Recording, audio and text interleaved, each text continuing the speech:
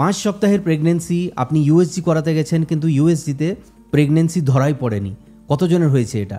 যদি এরকম হয়েছে এই ভিডিওটি আপনার জন্য। চলুন আর্লি প্রেগনেন্সির মাইলস্টোনগুলো এক এক করে জেনে নেই, তবে ক্লিয়ার হয়ে যাবে সবকিছু। লাস্ট মেনস্ট্রুয়াল পিরিয়ডের প্রথম দিনকে বলা হয় এলএমপি এবং এই এলএমপি থেকে ডে কাউন্ট শুরু হয়। এলএমপি থেকে 4.5 সপ্তাহ পর্যন্ত ইউএসজিতে কোনো ফাইন্ডিং থাকে না। আপনি প্রেগনেন্ট, আর্লি প্রেগনেন্সি আছে, but it is not picked up by USG.